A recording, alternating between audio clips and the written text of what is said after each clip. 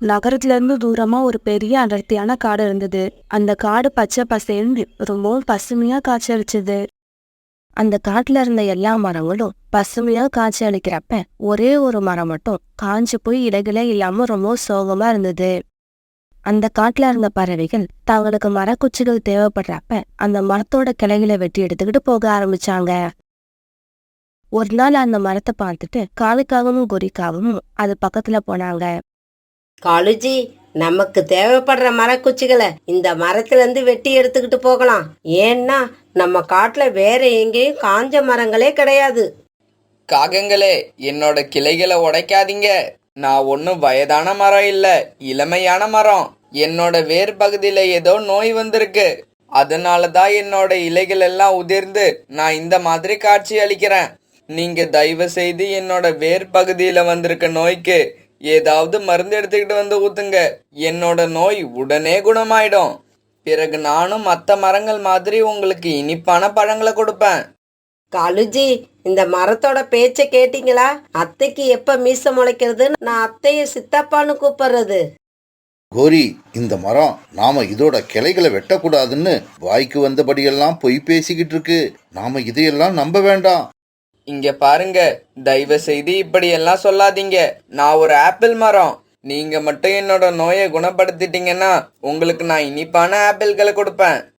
இங்க பாரு மரமே, நீ எங்களுக்கு ஆப்பிள்களை கொடுக்கணும்னு நினைச்சா கடையில போய் காசு கொடுத்து வாங்கிட்டு வந்துதான் கொடுக்கணும். ஏன்னா உன்னோட கிளைகள்ல ஒரு நாளும் ஆப்பிள் காய்க்க போறதே கிடையாது. அந்த மரமும் காகங்கள் கிட்ட எவ்வளவோ கெஞ்சி பார்த்தது. ஆனா காகங்கள் அதையெல்லாம் காது கொடுத்து கேட்கவே இல்லை. தாங்க எடுத்துட்டு வந்த கோடாரியால அந்த மரத்தோட கிளைகளை வெட்ட ஆரம்பிச்சாங்க. இப்படி காகங்கள் தன்னோட கிளைகளை வெட்டி எடுத்துட்டு போறத பார்த்த அந்த மரம் கண்ணீர் விட்டு அழுதுது. இப்படி அந்த மரம் அழுததை பார்த்து பக்கத்துல இருந்த ஒரு மரம் அந்த மரத்துக்கிட்ட இப்படி பேச ஆரம்பிச்சது. நண்பா, அழாதீங்க. நடக்கிறது எல்லாத்தையும் நானும் கொஞ்ச நாளா பாத்துக்கிட்டு தான் இருக்கேன். நாம அவங்களுக்கு காய்களையும் பழங்களையும் கொடுக்கற வரைக்கும் தான் அவங்க நம்ம பேச்ச கேட்பாங்க. நம்மளோட இலைகள் உதிர்ந்து கிளைகள் காஞ்சு போயிடுச்சுன்னா நம்மளை வெட்டி எடுத்துக்கிட்டு போறதுக்கு எல்லா பறவைகளும் வந்துருவாங்க. நண்பா, நான் ஒன்றும் வயதான மரம் இல்லை இறந்து போறதுக்கு. என்னோட வேர்ல வந்த நோயால தான் நான் இந்த நிலைமைக்கு ஆளாயிட்டேன். இப்பவும் யாராவது எனக்கு மருந்து கொண்டு வந்து கொடுத்தா நான் பழையபடி பசுமையா மாறுவேன். நண்பா, கவலைப்படாம இருங்க, அழாதீங்க. நமக்கு நல்லது நடக்கணும்னு இருந்தா அது யார் மூலமாவது கண்டிப்பா நடந்தே தீரும்.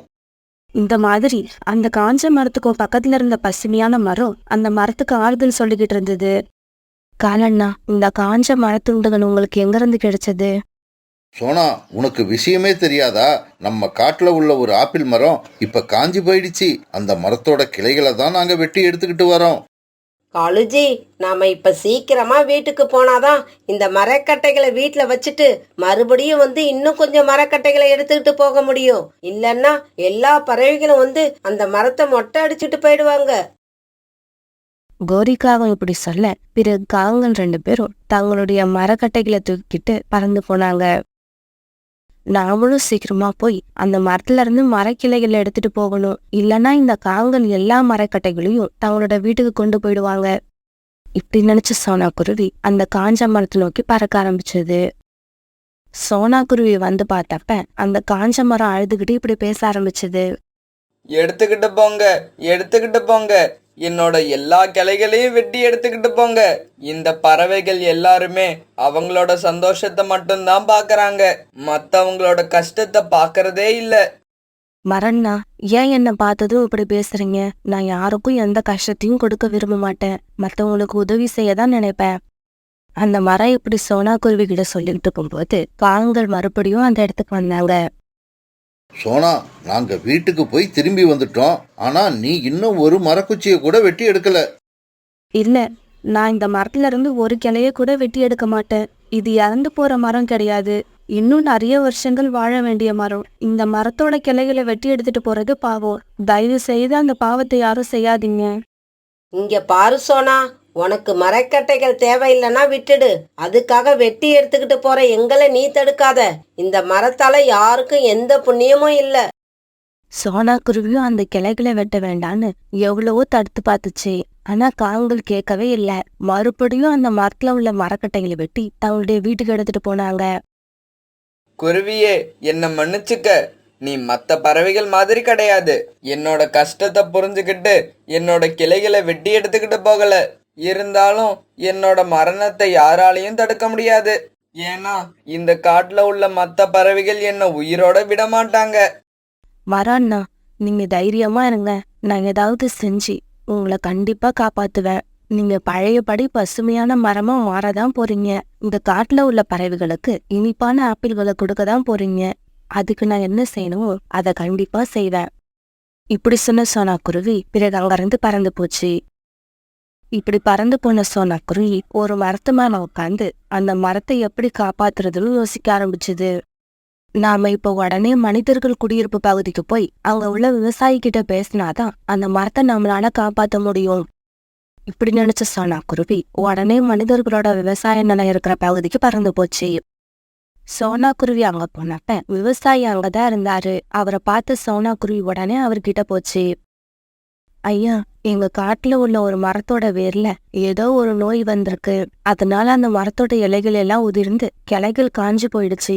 பழையபடி அந்த மரத்தை நான் பசுமையா மாற்ற விரும்புறேன். அதனால அந்த நோயை சரி பண்றதுக்கான மருந்து உங்ககிட்ட இருந்தா எனக்கு கொஞ்சம் கொடுத்து உதவுங்க. குருவி, நீ ஒரு மரத்துக்கு உதவணும்னு நினைக்கிறது எனக்கு சந்தோஷத்தை கொடுக்குது. கவலைப்படாத, கண்டிப்பா அந்த மருந்தை உனக்கு கொடுத்து நான் உதவி பண்றேன். இப்படி சொன்ன அந்த விவசாயி பிறகு பக்கத்துல இருந்த ஒரு வீட்டுக்குள்ள போய் அந்த மரத்தோட நோயை குணப்படுத்துறதுக்கான மருந்து எடுத்துக்கிட்டு வந்தாரு. இப்படி எடுத்துட்டு வந்த மருந்தை சோனாக்குருவி கிட்ட கொடுத்தாரு. இங்க பாரு குருவி, இந்த மருந்தை கொண்டு போய் அந்த மரத்தோட வேர்கள்ல 3 நாளைக்கு தொடர்ந்து ஊத்து. அப்புறம் பாரு, அந்த மரம் சீக்கிரமாவே பசுமையான மரமா மாறிடும். பிறகு அந்த மருந்தை எடுத்துக்கிட்டு சோனாக்குருவி சந்தோஷமா அந்த காஞ்ச மரத்தை நோக்கி பறக்க ஆரம்பிச்சது. பிறகு அந்த மரத்துக்கிட்ட வந்து சேர்ந்த சோனாக்குருவி தாங்கிட்ட இருந்த மருந்தை அந்த மரத்தோட வேர்கள்ல ஊத்துச்சு. பிறகு அந்த விவசாயி சொன்ன மாதிரி 3 நாளைக்கு அந்த மருந்து அந்த மரத்தோட வேர்களை தொடர்ந்து ஊத்திக்கிட்டே இருந்தது. பிறகு கொஞ்ச நாள்ல அந்த மரத்துல சின்ன சின்ன இலைகள் துளிர் விட ஆரம்பிச்சது. அதை பார்த்து அந்த மரமும் சோனாக்குருவி ரொம்ப சந்தோஷப்பட்டாங்க. குருவி, என்னை பார்க்க எனக்கே ரொம்ப சந்தோஷமா இருக்கு. என்னோட கிளைகள்ல மறுபடியும் இலைகள் துளிர்த்து வரும்னு நான் நினைக்கவே இல்லை. இப்படியே சில நாட்கள் நகர்ந்துச்சு. இப்ப அந்த மரத்துல நிறைய இலைகள் துளிர்த்து பழங்களும் வர ஆரம்பிச்சது. நண்பா, உங்களை பார்க்க இப்ப எனக்கு ரொம்ப சந்தோஷமா இருக்கு. இதுக்கப்புறம் நீங்க அழ தேவையில்லை. உங்களோட கிளைகளை வெட்ட இனி யாரும் வரமாட்டாங்க. ஆமா நண்பா, நான் இப்ப ரொம்ப சந்தோஷமா இருக்கேன். என்னோட வேர்கள் இப்ப நல்லா ஸ்ட்ராங் ஆயிடுச்சு. இதுக்கெல்லாம் நல்ல மனம் படைத்த அந்த குருவி தான் காரணம். அந்த மரம் இப்படி பேசிக்கிட்டு இருக்கும்போது சோனாக்குருவி அங்க வந்தது. மரம்னா, உங்களோட கிளையல்ல ஆப்பிள் காய்ச்சிருக்கிறத பார்க்க எனக்கு ரொம்ப சந்தோஷமா இருக்கு. உங்களை இப்படி பார்க்க தான் நான் ரொம்ப நாளா ஆசைப்பட்டேன். இங்க பாரு குருவி, ஆசைப்பட்டா மட்டும் பத்தாது. என்னோட பழங்களை எடுத்து நீ சாப்பிடணும். அது மட்டும் பத்தாது, உன்னோட குழந்தைங்களுக்கும் எடுத்துக்கிட்டு போகணும். என்னை எல்லா பறவைகளும் சாகடிக்க தான் பார்த்தாங்க. நீ மட்டும்தான் என்ன வாழ வைக்க நினைச்ச. அதனால என்னோட பழங்களை எடுக்க உனக்கு மட்டும்தான் அனுமதி கொடுப்பேன். பிறகு சோனாக்குருவி அந்த மரத்துல உள்ள பழங்களை வயிறு நிறைய சாப்பிட்டது. இப்படி பழங்களை சாப்பிட்ட சோனாக்குருவி பிறகு தன்னுடைய குழந்தைகளுக்கு நிறைய ஆப்பிள்களை எடுத்துட்டு போச்சு. சோனாக்குருவி இப்படி ஆப்பிள்களை எடுத்துட்டு போறத ஒரு மரத்து மேல உட்கார்ந்திருந்த காலுக்காகவும் கொரிக்காகவும் பார்த்தாங்க. கோரி, அங்க பாரு, சோனாக்குருவி நிறைய ஆப்பிள்களை எடுத்துக்கிட்டு போகுது. காலுஜி, வாங்க நாமளும் சோனாக்குருவி வந்த திசையில போய் பாப்போம். அந்த ஆப்பிள் மரம் எங்க இருக்குன்னு நாமளும் கண்டுபிடிப்போம். இப்படி பேசிக்கிட்ட கால்கள் 2 பேரும் சோனாக்குருவி வந்த திசையில பறந்து போனாங்க. இப்படி வந்தவங்க காஞ்சி போன மரத்துல இப்ப ஆப்பிள் பழுத்திருக்கத பார்த்து ஆச்சரியம் போனாங்க. கோரி, எப்படி இது? நாம இறந்து போயிடும்னு நினைச்ச இந்த மரத்துல இப்ப ஆப்பிள் பழங்கள் இவ்வளவு பழுத்து இருக்கு. காலுஜி, அப்படின்னா தனக்கு ஏதோ நோய் வந்திருக்கிறதா இந்த மரம் சொன்னது உண்மைதான் போல இருக்கு. கோரி, எது எப்படி இருந்தால் நமக்கென்ன? இப்ப நமக்கு பசிக்குது. வா, நாம பசி அடங்குற வரைக்கும் இந்த பழங்களை சாப்பிடுவோம். பிறகு தேவையான பழங்களை வீட்டுக்கும் எடுத்துக்கிட்டு போவோம். இப்படி பேசிக்கிட்ட கால்கள் 2 பேரும் மரத்துக்கிட்ட போக அந்த மரம் இவங்களை தடுத்து நிறுத்துச்சு. சுயநலம் கொண்ட காகங்களே, அங்கேயே நில்லுங்க. என்கிட்ட வராதீங்க. நீங்க 2 பேரும் நான் சொல்ல சொல்ல கேட்காம என்னோட கிளைகளை உடைச்சுக்கிட்டு போய் என்னை சாகடிக்க பாத்தீங்க. அதனால என்னோட பழங்களை எடுக்க நான் உங்களுக்கு அனுமதி கொடுக்கவே மாட்டேன். இங்க பாரு மரமே, உன்னோட பழங்களை சாப்பிட எங்களுக்கு யாரோட அனுமதியும் தேவையில்லை. இப்படி சொன்ன காங்கள் மறுபடியும் மரத்துக்கிட்ட போக அந்த மரம் தன்னுடைய கிளைகளால காங்கள் 2 பேரையும் ஓங்கி ஒரு அடி அடிச்சது. அந்த அடியை வாங்கின காங்கள் 2 பேரும் காத்துல பறந்து போய் தூரமா விழுந்தாங்க. காலுஜி, என்ன இது? இந்த காஞ்சி போன மரத்துக்கு எப்படி இவ்வளவு தெம்பு வந்தது? கோரி, அந்த மரத்துக்கு தெம்பு வந்தது எப்படின்னு இப்ப ஆராய்ச்சி பண்றது முக்கியம் கிடையாது. அந்த மரத்துக்கு மறுபடியும் கோபம் வர்றதுக்குள்ள இந்த இடத்த விட்டு நாம பறந்து போயாகணும், அதுதான் முக்கியம். இப்படி பேசிக்கிட்ட காங்கள் 2 பேரும் அந்த இடத்துல இருந்து பறந்து போனாங்க. நகரத்துல இருந்து ரொம்பவும் தூரமா இருந்த காடு அது. அந்த காட்டுல அப்ப பனிக்காலம் ஆரம்பிச்சிருந்தது. பியூட்டியும் குக்குவும் தங்களோட பாட்டி வீட்டுக்கு வந்திருந்தாங்க.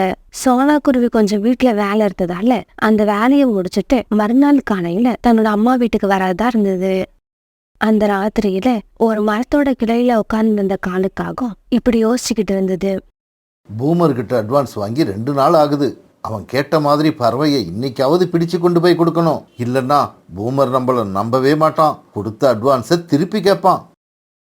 நல்லா தூங்கிக்கிட்டு இருந்த கொக்கு திடீர்னு ராத்திரி கண் விழிச்சான். இப்படி கண் விழிச்ச கொக்கு ஜன்னல் வழியா வெளியில மரக்கிளையில உட்கார்ந்துருந்த காலுக்காகத்தான் பார்த்துட்டான். பியூட்டி, அங்க பாரு, மரக்கிளையில ஒரு பறவை உக்காந்துருக்கு. அந்த பறவைக்கு என்ன கஷ்டம்னு தெரியல. பாவம், அந்த பறவைக்கு நாம ஏதாவது உதவி செஞ்சாகணும். குக்கு, பாட்டி தூங்குறாங்க, என்ன செய்யலாம்னு அவங்கள எழுப்பி கேட்கலாம். பியூட்டி, நாம கஷ்டப்படுறவங்களுக்கு உதவி தானே செய்ய போறோம். இதுக்கெல்லாம் பாட்டியை கேட்கணும்னு அவசியம் இல்ல. இப்படி சொன்ன கொக்கு ஜன்னல் வழியா வெளியில பறந்து போனான். அங்கிள், இந்த பனிமழையில ஏன் இப்படி தனியா உட்கார்ந்துருக்கீங்க? உங்களுக்கு ஏதாவது உதவி வேணுமா? ஆஹா, பூமர் கேட்ட மாதிரியே இந்த பறவை இருக்கு. அதே சைஸு, அதே வயசு. நம்ம வேலை இவ்வளவு சீக்கிரமா முடியும்னு நான் நினைக்கவே இல்லை. ஆமாம் தம்பி, நான் என்னோட வீட்டுக்கு போகணும். எனக்கோ கண் பார்வை சரியா தெரியல. நீ என்னை கொண்டு போய் எங்க வீட்டில் விட்டீன்னா நான் ரொம்ப சந்தோஷப்படுவேன். கவலைப்படாதீங்க அங்கிள், உங்களுக்கு உதவி செய்ய தான் நான் இங்க வந்தேன். உங்க வீடு எங்க இருக்குன்னு சொல்லுங்க. தம்பி, எனக்கு என்னோட வீட்டை சரியா அடையாளம் சொல்ல தெரியல. அதனால நீ என்ன பண்ணு, முன்னால பறந்து போ, நான் உன் பின்னாலேயே வரேன். என்னோட வீடு வந்த உடனே நான் உங்ககிட்ட சொல்றேன். அங்கிள், கொஞ்ச நேரம் இங்கேயே உட்கார்ந்துருங்க. நான் எங்க பாட்டி எழுப்பி உங்களுக்கு மங்கி கேப் ஒன்று வாங்கிட்டு வரேன். என்னது, வீட்டுக்கு போறியா? வேண்டாம் வேண்டாம், எனக்கு மங்கி கேப்பெல்லாம் வேண்டாம். என்னை கொண்டு போய் என் வீட்டில் விட்டுடு. நான் வீட்டுக்கு போய் சேர்ந்தா போதும். காலுக்காக இப்படி சொல்ல பிறகு குக்கு முன்னால பறந்து போக ஆரம்பிச்சான். காலுக்காக தன்னோட மனசுல சிரிச்சுக்கிட்டு குக்குவுக்கு பின்னாடி பறந்து போச்சு. இப்படி பறந்து போன இவங்க ரொம்ப தூரம் பறந்து வந்துட்டாங்க. இருந்தாலும் காலுக்காக வீடு இன்னும் வரவே இல்லை. அங்கிள், உங்க வீடு எங்க இருக்கு? நான் என் வீட்டை விட்டு ரொம்ப தூரம் வந்துட்டேன்னு நினைக்கிறேன். தம்பி, எனக்கு வீடு எதுவும் கிடையாது. நான் ஒரு புல்ல பிடிக்கிறவன். இன்னைக்கு எந்த புள்ளையும் மாட்டலையேங்கிற வருத்தத்துல இருந்த. நல்ல வேளை நீயா வந்து என்கிட்ட சிக்கிக்கிட்ட. இப்படி சொன்ன காலுக்காக பிறகு ஒரு துணியை போட்டு குக்குவை பிடிச்சு ஒரு மூட்டையா கட்டிடுச்சு. பிறகு குக்கு இருந்த மூட்டையை தூக்கிட்டு பறந்து போக ஆரம்பிச்சது. என்ன இது? வெளியில போன குக்கு இன்னும் காணோமே. வெளியில போய் பார்த்துட்டு வருவோம். இப்படி நினைச்ச பியூட்டி வெளியில வந்து பார்க்க கண்ணு கேட்டின தூரம் வரைக்கும் குக்கு எங்கேயுமே இல்ல. குக்கு, குக்கு, நீ எங்க இருக்க? பியூட்டியோட குரலுக்கு எந்த பதிலுமே வரல. இதனால ரொம்ப பயந்து போன பியூட்டி தன்னோட பாட்டி கிட்ட வந்தது. பாட்டி, பாட்டி, சீக்கிரம் எழுந்திருங்க. குக்குவை காணோம், எங்க போனான்னே தெரியல. பியூட்டி, நாம எல்லாம் ஒன்னாதானே படுத்தோம். அதுக்கப்புறம் குக்கு எங்க போனான்? பாட்டி, வெளியில ஏதோ ஒரு பறவை மரக்கிளையில உட்கார்ந்து இருந்தது. அதுக்கு உதவி செய்ய போறேன்னு சொல்லிட்டு வெளியில போனான். திரும்பி வரவே இல்ல. ராத்திரி வெளியில போகணும்னா என்னை கேட்டுட்டு தான் போகணும். இவனை தனியே யாரு வெளியில போக சொன்னது? கண்டிப்பா குக்கு ஏதோ ஆபத்துல மாட்டிருக்கான். அதனாலதான் இன்னும் வீடு திரும்பல. பிறகு இந்த ராத்திரியில பாட்டியும் பியூட்டியும் வெளியில பறந்து வந்து குக்குவை தேடினாங்க. ஆனா எங்கேயுமே அவங்களுக்கு குக்கு கிடைக்கல. பியூட்டி, இதுக்கப்புறம் நீ என் கூட வர வேண்டாம். நீ வீட்டுக்கு போ. பாட்டி போய் குக்கு எங்க இருக்கான்னு தேடி பார்த்துட்டு வரேன். இப்படி சொன்ன பாட்டி பிறகு குக்குவை தேடி பறந்து போனாங்க. ரொம்ப தூரம் போனதுக்கு அப்புறம் ஒரு மரக்கிளையில காலுக்காக உட்கார்ந்து இருக்கிறத பார்த்தாங்க. காகமே, நீ இங்க எவ்வளவு நேரமா உட்கார்ந்துருக்க? எதுக்குமா கேக்குறீங்க? என்ன விஷயம்? என்னோட பேரன் யாருக்கோ உதவி செய்யறன்னு வீட்டை விட்டு வெளியில வந்திருக்கான். இப்ப வரைக்கும் வீடு திரும்பல. அவனை தேடிக்கிட்டு தான் நான் இங்க வந்தேன். இங்க இருந்து கொஞ்ச தூரம் தள்ளி ஒரு பெரிய குகை இருக்கு. அந்த வழியா நான் வந்தப்ப நீங்க சொல்ற மாதிரி ஒரு சின்ன பறவை அந்த குகை வாசல்ல உட்கார்ந்து இருக்கிறத பார்த்தேன். ஒரு சமயம் நீங்க தேடுற பறவை அதுவா இருக்குமோ என்னவோ. தம்பி, கொஞ்சம் என் கூட வந்து குகை எங்க இருக்குன்னு காட்டு. நான் உடனே அங்க போயாகணும். உங்களுக்கு நான் இந்த உதவியை கூட செய்யலன்னா எப்படி? வாங்க உடனே போவோம். பிறகு காலுக்காகவும் குக்குவோட பாட்டியும் குகையை நோக்கி பறக்க ஆரம்பிச்சாங்க. அதோ இருக்கு பாருங்கம்மா, அந்த குகையை தான் சொன்னேன். இந்த குகை வாசல்ல தான் உங்க பையன் உட்கார்ந்து இருந்தான். எதுக்கும் நீங்க குகைக்குள்ள போய் பாருங்க. காலுக்காக இப்படி சொன்னதும் குக்குவோட பாட்டி குகைக்குள்ள பறந்து போனாங்க. பாட்டி இப்படி உள்ள போனதுக்கு அப்புறம் காலுக்காக குகையோட கதவை வெளிப்பக்கமா சாத்திடுச்சு. ஒரே ராத்திரியில 2 பறவைகள் மாட்டிக்கிச்சு. இந்த விஷயத்த உடனே போய் பூமர் கிட்ட சொல்லணும். காகமே, கதவை தோற. எதுக்காக கதவை சாத்தன? நான் என்னோட பேரனை தேடுறதுக்காக வந்தேன். என் பேரன் எங்க? பாட்டியோட குரலை கேட்ட உடனே குகைக்குள்ள பயந்து போய் உட்கார்ந்திருந்த குக்கு தன்னோட பாட்டி கிட்ட வந்தான். பாட்டி, நீங்க எப்படி இங்க வந்தீங்க? ஒரு காகம் என்னை ஏமாத்தி பொய் சொல்லி இந்த குகைக்குள்ள கொண்டு வந்து அடைச்சிடுச்சு. என்ன மன்னிச்சிடுங்க. உங்ககிட்ட சொல்லாம ராத்திரி வீட்டை விட்டு வெளியில வந்தது பெரிய தப்பு. குக்கு, அழாம இரு.